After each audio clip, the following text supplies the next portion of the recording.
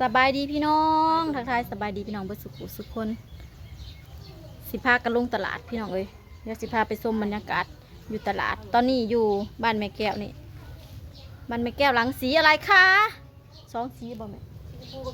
สีเขียวพี่น้องอันนี้จะเป็นบ้านแม่แก้วข้างหลังก็จะเป็นโรงเรียนนี่กำแพงโรงเรียนมีแต่งัวมีแต่งัวอันนี้จะเป็นทางซอยในหมู่บ้านสิมานี่ก็สิเห็นบ้านแม่แก้วเดี๋ยวสิพาชมบรรยากาศสิพาย่างลงตลาดพี่น้องฮอนเอาขนาดเลยตอนนี้สิลงกับสาวแทนใจโอ้สันสันท่านเจ้าสวรรค์เด้อกับคุณแม่แก้ว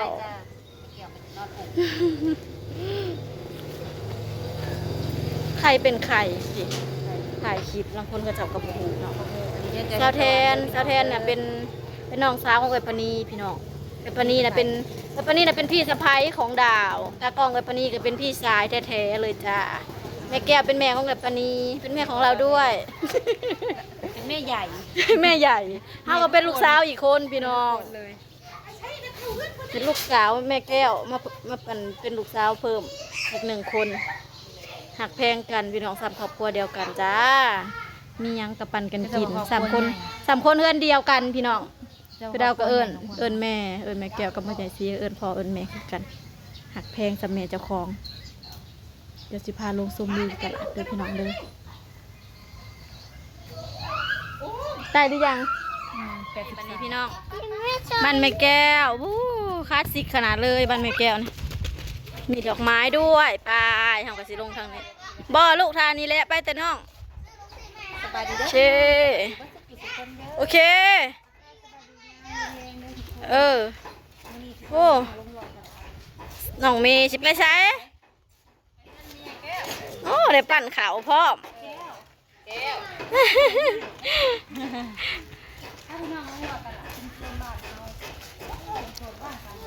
สองใส่เสื้ออันแดงรีวิวบ้านเฮือนถนนหนทางอยู่ในบ้านเฮาพี่น้องอยู่ในหมู่บ้านของเฮาบ้านคันธจารเมืองไส่ผู้ทองแข้งสวรรค์นาเขตสบายดีป่าลุงสิไปใส่ไปลงตลาดกันจ้าทุกคน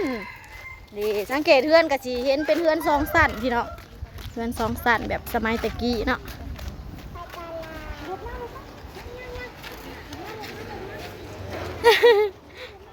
นี่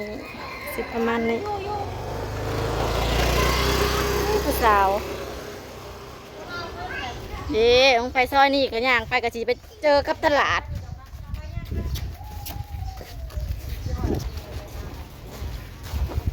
ไปกันจ้าระวังรถ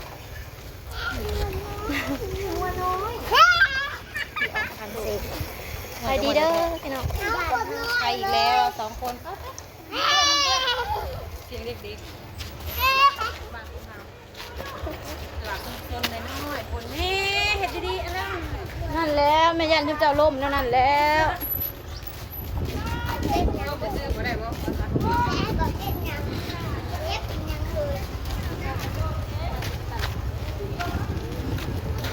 เนี่ยเจอกับถนนใหญ่พี่น้องนี่ก็สิมาหอดตลาดบ้านเฮาดีบ้านเรามันอยู่อยู่ทางปุ๊บ้านดาวอยู่ติดถนนใหญ่พี่น้องเลยไปลูกไปความครับจะขวมจะขาดหอดตลาดแล้วเดี๋ยวสิพาไปเบิ่งอาหารการกินโต๊ะขี้ต้มนะลูกเด้อตลาดน้ำมียังแน่เนาะมื้อนี้ถูกทางนั่นกระทงนะแล้วถึงแล้วไปเบิ่งมาหาสิได้ยังมื้อนี้พี่น้อง10 บาทเลยไปทางไหนผูกไปผูกก็ได้มีเปื่อนจ้ะไปมะนาว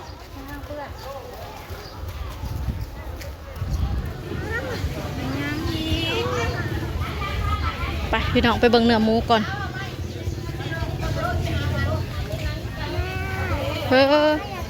ซื้อเนื้อหมูบ่มีเงินลูก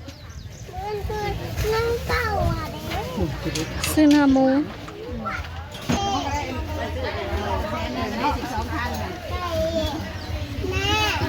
บาทนี่เขาจะเอาเอาถ่ายเดินมาถ่ายข้าวให้แม่นชิ้นเลือดตับตอนละ10,000ด้วยไหมค่ะมาได้ขายอันเป็นกิโลเด้อใช้วันกับของเราเลือดตับกับอันนี้เด้อ ต่อคิว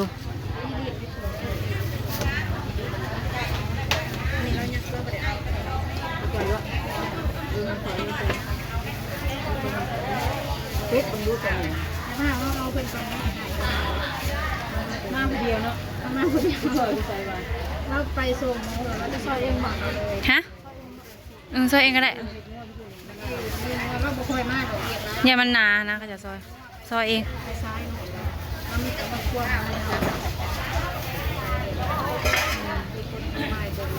ถ้าลงมาคือยังเห็นเต็มอยู่มีแต่พักพี่น้องเอ้ยเอามาซื้อเนี่ยใส่แกงหน่อไม้บ้างค่ะผักกระแยงพี่น้องจะเอาแบบได้ผักบงนะจีนนะผักบงใบน้อยๆนะ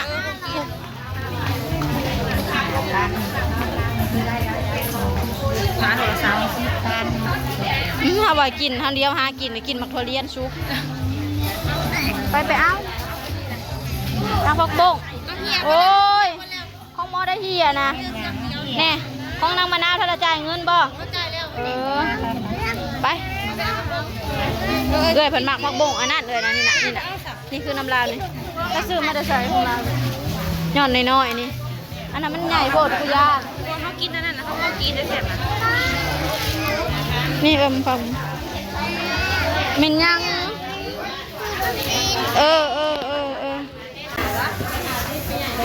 ตลาดกำลังคึกคืนพี่น้อง2 เอ้ยน้องเขาก็พากันหิวผลมือจะกินหมูกระทะหมดแรงพากันหิวซอยกันหมูเด็กๆนะซื้อลูกซีนต้องแม่ไปเอาพวกอันนั้นก็เด้อ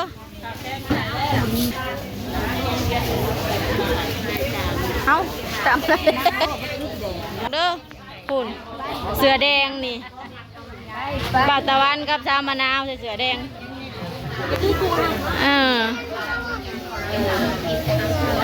ไปดมเอาลูกหมักถั่วเลียนกับดมเอาแทนย่างมันนี่เลยหอมหมักถั่วเลียนลูกดมเอาหมักถั่วเลียนกับดมเอาดมกลิ่นมันเอาลูกเอ้ย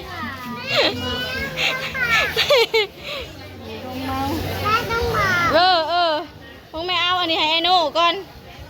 ยังอายได้บัดนี่โอ้ยมือยังเนาะคือมือเนาะบ่ได้นอนบ่จักนี่เนาะลืมนอนเมื่อคืนตัวใหญ่ๆเลยเนาะแดดบัดนี้พักกันหิวนักไปซื้อน้ำจิ๊บ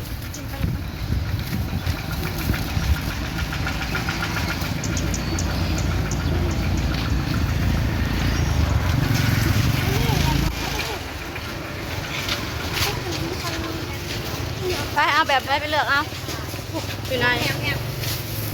มาเวหานค่าอีกพี่น้อง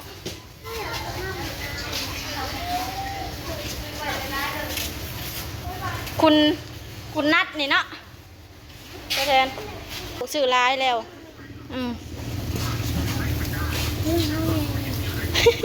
ไปปงก่อนที่เธอกินซองแบบเด้ซองหมอปงก่อนดินี่ปงนี่ปงสักก่อนยับออกลูกไปใกล้หมอน้ำกระปุ้นเลยมุกมันจะเงี้ยวกระเจ้าไม่ต้องเขายังไปหมุนนะเงี้ยวกระเจ้าแล้วเลยเดี๋ยวน้องหมอ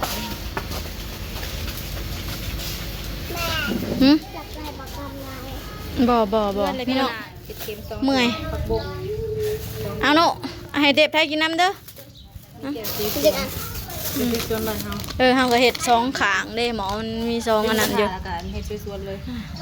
ที่นี่อย่างนี้ปลาหมึกถึงรสผักกาดขาวหมูเหนื่อยนี่ทันถาวะเห็ดไปโหลดเห็ดเจเวนแดดพี่น้องไป